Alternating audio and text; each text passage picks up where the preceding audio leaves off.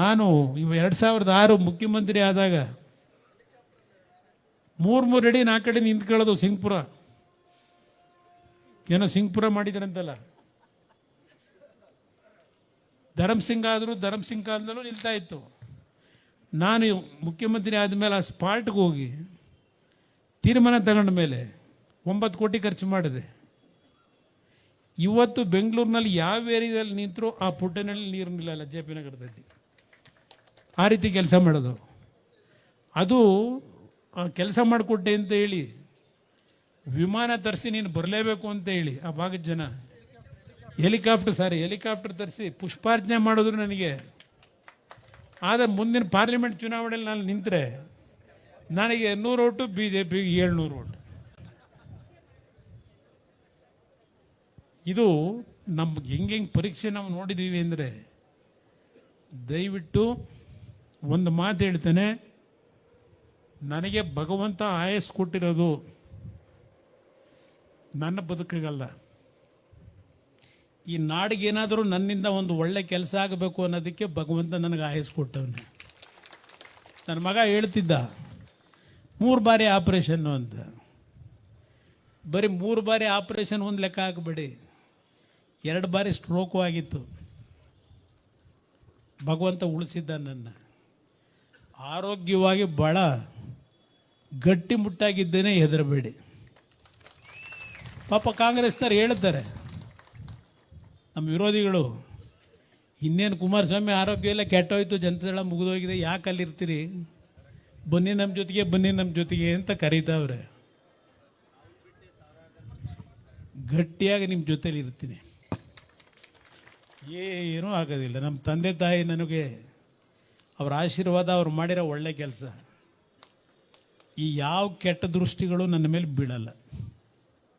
ಈ ಕೆಟ್ಟ ದೃಷ್ಟಿಗಳು ನನಗೆ, ಬಡವರೇನಿದ್ದೀರಿ ಆ ಬಡವರ ಆಶೀರ್ವಾದ ಎಲ್ಲಿವರೆಗಿದೆ.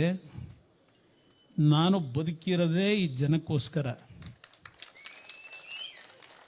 ಜನ ನನ್ನನ್ನು ಪಂಚರತ್ನ ಹೇಳ್ತಾ ಇದ್ದ ನಿಖಿಲ್ ಕುಮಾರಸ್ವಾಮಿ, 90 ದಿನ ಬಸ್ಸಲ್ಲೇ ಮಲಗಿದೆ, ಬಸ್ನಲ್ಲೇ ಸ್ನಾನ ಮಾಡಿದೆ.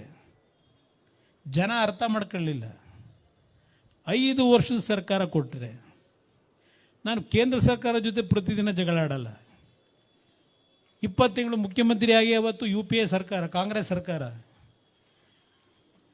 ಸರ್ಕಾರ ನಂಗೆ ದುಡ್ಡು ಕೊಟ್ಟಿಲ್ಲ ಅಂತೇಳಿ ನಾನು ಗಲಾಟೆ ಮಾಡ್ಕೊಂಡು ಕೂತಿದ್ನ ಪ್ರತಿನಿತ್ಯ. ಇಲ್ಲ ಪ್ರಧಾನಮಂತ್ರಿ ಕಾಂಗ್ರೆಸ್ನವ್ರು ಕೊಟ್ಟರಲ್ಲ ಮಹಾನುಭಾವರು 14 ತಿಂಗಳು, ಆಗ ನಂಗೆ ನರೇಂದ್ರ ಮೋದಿ ಅವರು ದುಡ್ಡು ಕೊಡಲಿಲ್ಲ ಅಂತೇಳಿ ದಿನ ಬೈತಾ ಕೂತಿದ್ನ. 25,000 ಕೋಟಿ ರೈತರ ಸಾಲ ಮನ್ನಾ ಮಾಡೋದ್ನಲ್ಲ, ನರೇಂದ್ರ ಮೋದಿ ಅವ್ರ ಮುಂದೆ ಹೋಗ್ಬಿಟ್ಟು ಅರ್ಜಿ ಹಾಕೋದ್ನ. 25,000 ಕೋಟಿ ರೈತರ ಸಾಲ ಮನ್ನಾ ಮಾಡಿದ್ದೀನಿ, ಕೇಂದ್ರ ಸರ್ಕಾರದಿಂದ ದುಡ್ಡು ಕೊಡಿ ಅಂತ ಕೇಳೋದ್ನ. ಈಗ ಹೋಗೋರೆ ಮೊನ್ನೆ 16ನೇ ಫೈನಾನ್ಸ್ ಕಮಿಷನ್ ಮುಂದೆ, ಈಗ ಗ್ಯಾರಂಟಿ ಸ್ಕೀಮ್ಗೂ ಸ್ವಲ್ಪ ದುಡ್ಡು ಬೇಕಂತ. ಈಗ ಅವರಿಗೆ ಹಣಕಾಸು ಸಚಿವರನ್ನ ಕೇಳೋವರಿಗೆ ಮೊನ್ನೆ, ಗ್ಯಾರಂಟಿ ಸ್ಕೀಮ್ಗೂ ಸ್ವಲ್ಪ ದುಡ್ಡು ಕೊಡಿ ನಮಗೆ ಅಂತ. ಇದು ಸಿಸ್ಟಮ್ಮು ನೇರು ಕಾಲದಲ್ಲೇ ಪ್ರಾರಂಭ ಆಗಿರೋದು. ಏನು ನೆನ್ನೆ ಮೊನ್ನೆ ನರೇಂದ್ರ ಮೋದಿ ಅವರು ಬಂದು ಮಾಡಿರೋದಲ್ಲ. ಅದರಿಂದ ಇಲ್ಲಿ ನಾನು ಭಾಳ ಹೊತ್ತಿನ ಚರ್ಚೆ ಮಾಡೋಕ್ಕೆ ಹೋಗಲ್ಲ. ಒಂದು ಮಾತು ಭಾಳ ಸ್ಪಷ್ಟವಾಗಿ ಹೇಳ್ತೇನೆ, ನಿಮ್ಮ ಜೊತೆಲಿ ಇನ್ನೂ 15-20 ವರ್ಷ ಇರ್ತೀನಿ. ಈ ಪಕ್ಷ ಯಾವುದೇ ಕಾರಣಕ್ಕೂ ಮುಂದೆ ಅಧಿಕಾರಕ್ಕೆ ಬರ್ತಕ್ಕಂಥ ವಿಷಯದಲ್ಲಿ ನಿಮ್ಮ ದುಡಿಮೆ ಏನಿದೆ. ಏಕೆಂದರೆ ಇವತ್ತು ನನಗೆ ಒಂದು ನಂಬಿಕೆ ಏನಿದೆ ಅಂದರೆ, ಜನತಾದಳ ಕಾರ್ಯಕರ್ತರು ಹೊರಗಡೆ ಬರೋದೇ ಇಲ್ವೇನಪ್ಪ ಅನ್ನೋಂಥ ಒಂದು ವಾತಾವರಣ ಈ ರಾಜ್ಯದಲ್ಲಿ ಇವತ್ತಿದೆ ಅಂತಕ್ಕಂಥ ಒಂದು ಅಪ್ರಚಾರಗಳು ಪ್ರಾರಂಭ ಆಗಿತ್ತು. ಇವತ್ತು ಈ ಸಭೆ ನೀವು ಇವತ್ತೇನು ನಡೆಸ್ತಾ ಇದ್ದೀರಲ್ಲ, ನಿಮಗೇನು ನಾವು ವೆಹಿಕಲ್ ಕೊಟ್ಟೇನು ಕರೆಸಿಲ್ಲ, ಇಲ್ಲ ದುಡ್ಡು ಕೊಟ್ಟು ಕರೆಸಿಲ್ಲ, ಪ್ರೀತಿಯಿಂದ ಬಂದಿದ್ದೀರಿ ಇಲ್ಲಿ, ಪ್ರೀತಿಯಿಂದ. ಇನ್ನೂ ಈ ಪಕ್ಷ ಉಳಿದಿದೆ, ಈ ಪಕ್ಷ ಶಕ್ತಿ ಇದೆ ಅಂತಕ್ಕಂಥದ್ದನ್ನು ಪಾಪ ಹೇಳ್ತಾರಲ್ಲ ಒಬ್ಬರು ಪದೇ ಪದೇ, ಬನ್ನಿ ನಮ್ಮ ಜೊತೆಗೆ JDS ಮುಗಿದೋಗಿದೆ ಅಂತ ಹೇಳಿ. ಬಹುಶಃ ಅವ್ರಿಗೆ ಇವತ್ತು ನೀವು ಉತ್ತರ ಕೊಟ್ಟಿದ್ದೀರಿ ಅನ್ನೋದು ನನ್ನ ಅಭಿಪ್ರಾಯ. ಧೈರ್ಯವಾಗಿ ಹೊರಡಿ ನಾಳೆಯಿಂದ. ನಾನು ನಿಮ್ಮ ಜೊತೆ ಸೇರ್ತೀನಿ. ಬರೀ ನಿಖಿಲ್ ಕುಮಾರಸ್ವಾಮಿ ಅವ್ರಿಗೆ ಒಬ್ಬರಿಗೆ ನಾವೇನು ಜವಾಬ್ದಾರಿ ಕೊಟ್ಟು ಅವ್ರನ್ನೇ ಹೋಗಪ್ಪ ಅಂತ ತಳ್ಳಲ್ಲ ಮುಂದಕ್ಕೆ. ನಾನು ಸ್ವಲ್ಪ ಗಟ್ಟಿಯಾಗಿದ್ದೀನಿ. ಸ್ವಲ್ಪ ಇನ್ನೊಂದು 15 ದಿವಸ 1 ತಿಂಗಳು ಸ್ವಲ್ಪ ಇನ್ನೂ ಒಂಚೂರು ತಾಕತ್ತು ತಗೋಬೇಕು. ನಾನು ತಾಕತ್ತು ತಗೊಂಡು ನಾನು ಭಾಷಣ ನೋಡಿದಾಗಲೇ ನಿಮ್ಗೆ ಅರ್ಥ ಆಗಿರ್ಬೋದು ನನ್ನ ವಾಯ್ಸ್ ನೋಡಿ.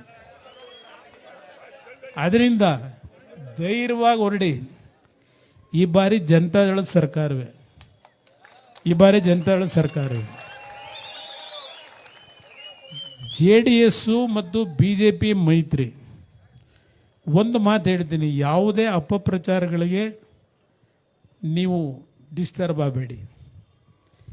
ಕೇಂದ್ರದಲ್ಲಿ ಇವತ್ತು ನನ್ನದೇ ಆದಂಥ ಒಂದು ಗೌರವವನ್ನು ನನಗೇನು ಕೊಡ್ತಾ ಇದ್ದಾರೆ. ನರೇಂದ್ರ ಮೋದಿ ಅವರಿರ್ಬೋದು, ಅಮಿತ್ ಶಾ ಇರ್ಬೋದು, ನಮ್ಮ ಸಂತೋಷ್ ಅವರಿರ್ಬೋದು, ಅವ್ರು ನನ್ನ ಜೊತೆ ಹಲವಾರು ವಿಷಯ ಚರ್ಚೆ ಮಾಡಿದ್ದಾರೆ. ಇಲ್ಲಿ ಲೋಕಲಲ್ಲಿ ಯಾರೋ 3-4 ಜನ ಮಾತಾಡೋದು ತಲೆಗಚ್ಕೋಬೇಡಿ. ತೀರ್ಮಾನ ಅಲ್ಲಾಗುತ್ತೆ. ನೀವು ನಮ್ಮದು ಏನು ಕ್ಷೇತ್ರಗಳಿದೆ ಭದ್ರವಾಗಿ ಸಂಘಟನೆ ಮಾಡೋದಕ್ಕೆ ಸಿದ್ಧವಾಗಿ, ಯಾರು ಏನು ಹಂಚ್ಕೋಬೇಕಾಗಿಲ್ಲ. ನಾಳೆ ಬೆಳಗ್ಗೆ ಏನಾದರೂ ಅಲಯನ್ಸಲ್ಲಿ ನಮಗೆ ಸೀಟ್ ಸಿಗ್ತದೋ ಇಲ್ವೋ ಅತ್ತಿದ್ರೆ ತೆಗೆದಾಕ್ಬಿಡಿ. ಅದನ್ನು ಸೀಟ್ ತರೋದು ನನ್ನ ಜವಾಬ್ದಾರಿ. ಆದರೆ ನಾನು ಸೀಟ್ ಯಾವುದು ತಗೋಬೇಕು ಅಂತ ಹೊರಡ್ತೀನಿ, ಅಲ್ಲಿ ನೀವು ಶಕ್ತಿ ಬೆಳೆಸ್ಕೋಬೇಕಾಗಿರೋದು ನಿಮ್ಮ ಜವಾಬ್ದಾರಿ.